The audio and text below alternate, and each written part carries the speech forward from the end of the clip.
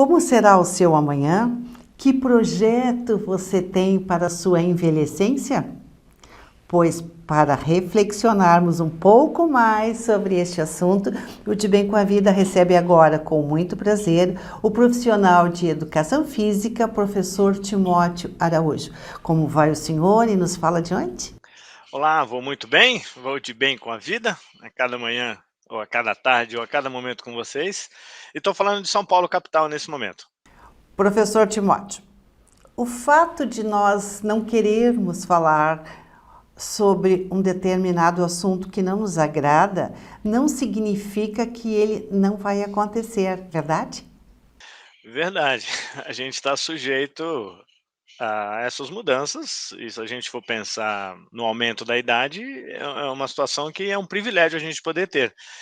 Muitas vezes esse fenômeno de ter mais idade, fazer mais um aniversário, é carregado de palavras como ficar velho, velhice, pessoa idosa, mas a gente tem aprendido a cada dia que isso é um privilégio e que a gente tem que concorrer à possibilidade de passar por isso. A gente acabou de passar pelo fato da rainha mais velha, né, ou a rainha mais idosa, ou a rainha mais longeva, e que isso sirva para nos agradar e perceber que é possível a gente ficar aqui mais tempo e continuar fazendo aquilo que a gente começou a fazer há muito tempo antes, fazendo bem, por exemplo, como exercer um cargo tão importante. Então, temos que nos preparar para essas etapas que virão. E qual a importância de nós projetarmos isso, né? O que que a gente pode fazer hoje para que a nossa envelhecência venha a ser, por exemplo, como a da Rainha Elizabeth?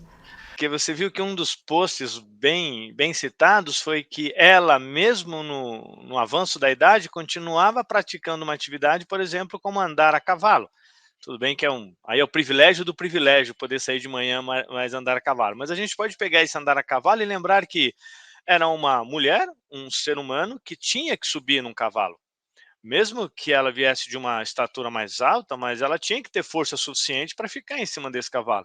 Então a gente pode usar esse exemplo dizendo que eu tenho que me preparar, eu tenho que pensar nessas próximas etapas, e como a gente está falando hoje da atividade física, da educação física, como é que a gente está preparando o nosso corpo para esses próximos anos que virão.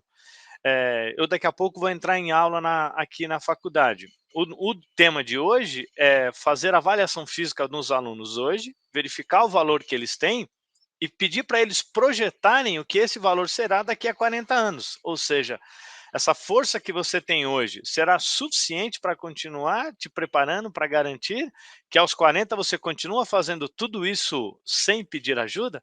Então a gente tem que realmente nos prepararmos e preparar esse corpo a partir de hoje, para pensar em concorrer a essas próximas etapas, com a famosa palavra gostosa, com independência. É, até onde a gente pode interagir com o destino, né? Eu me refiro então a doenças genéticas, enfim. Das provocações, essa é a mais gostosa, né, que é: "Então vamos ter que passar por isso também". Então a gente imagina e a gente gostaria de ter um processo de envelhecência dentro da da sem doença, ou sem comorbidades, a gente gostaria disso, mas sabemos que, o risco disso ocorrer é bem baixo, né, porque a possibilidade da gente carregar ao longo do tempo algumas comorbidades, algumas doenças, que a gente até pode ter vindo com ela ao mundo já, isso é muito grande.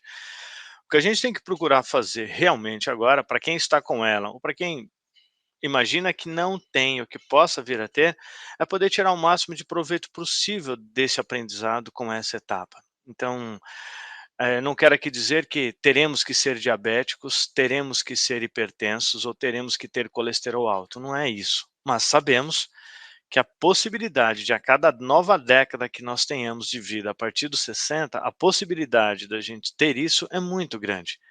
E aí, isso volta à necessidade da gente começar a pensar em hábitos mais saudáveis, além daqueles que a gente tem. Mas isso nem significa dizer que a gente vai estar eliminando esses fatores, essas doenças e esses fatores de risco. Então, a gente está aqui hoje, como a gente estava comentando, né? O que que eu posso fazer no meu café da manhã para torná-lo mais saudável? Não só comer a fruta, tomar o leite, ter a possibilidade, mas de evitar fatores concorrentes que aumentem o nosso estresse. buscar um pouco mais de autocontrole, buscar um pouco da saúde mental, melhorar a nossa saúde espiritual, buscando aquilo que nos conforta. E da minha parte, sempre incentivando que a gente possa ter um incremento de movimentação ao longo do dia. Então esses fatores estão conosco, a ciência vai sempre a cada dia nos dar subsídios para a gente se preparar com elas, seja tratamento, seja remédio, e a gente vai tentar da nossa parte buscando hábitos mais saudáveis e duradouros. Professor Timóteo, aproveitando a sua expertise, nós vemos aqui no Rio Grande do Sul duas situações. A questão do clima, né, em que então alguns meses de inverno não são convidativos à prática esportiva. E outra, aquela coisa assim, quando eu me aposentar, eu vou me dedicar mais às atividades físicas. Como é que o senhor vê esses dois gargalos? Essa é a atual discussão no momento de um grupo de estudo que é a Sociedade Internacional de Atividade Física e Saúde tem feito, que é discutir o papel do ambiente. O ambiente é um fator favorável para nos incentivar a ser atividade física. E como a gente agora está falando do Rio Grande do Sul, a gente sabe do fator climático muito importante, que ele pode ser um fator de incentivo para um grupo que é, como está frio, eu vou buscar me aquecer, ou a gente pode dizer o contrário, o frio faz com que eu fique mais tempo em casa, principalmente quem? As pessoas que ainda não têm esse hábito formado. Então a gente tem essas duas situações, mas uma coisa muito clara e você trouxe muito bem, a necessidade da gente, agora do profissional de saúde e dessa pessoa que está nos ouvindo agora, que é lembrar que o ambiente, ele pode ser um fator favorável se a gente se nos preparar para ele.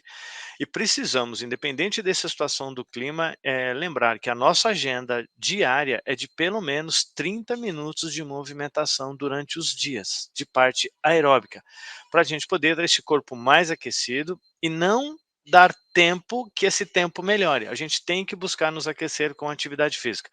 E quando a gente falou ambiente, a gente vai lembrar das duas situações, o ambiente natural, esse do frio, da garoa que está em São Paulo agora, ou também esse ambiente construído. Muitas vezes, boa parte dos nossos políticos constroem, mudam a cidade, mas não favorecem a gente poder andar.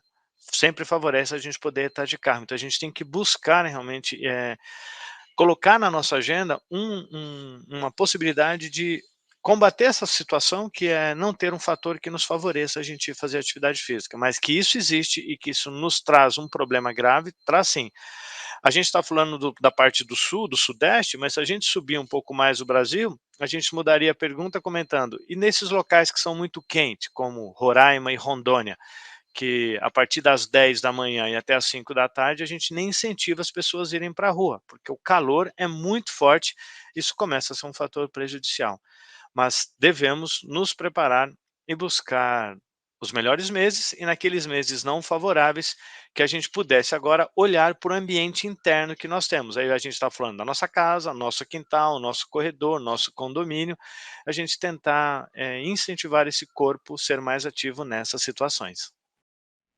Quer ficar de bem com a vida? Então tá aí o recado do nosso professor. Atividade física, 30 minutos de domingo a domingo. É isso, professor Timóteo? Perfeito, domingo a domingo, ou seja, o mínimo que nós devemos fazer na semana são os 7 dias. E se puder fazer 30, fantástico. Se não chegou nele ainda, vamos tentar somar ao longo do dia. Perfeito, muitíssimo obrigado por compartilhar tantas informações saudáveis com os nossos amigos e as nossas amigas. Um abraço, professor Timóteo. Mais uma vez, obrigado. Tchau, tchau.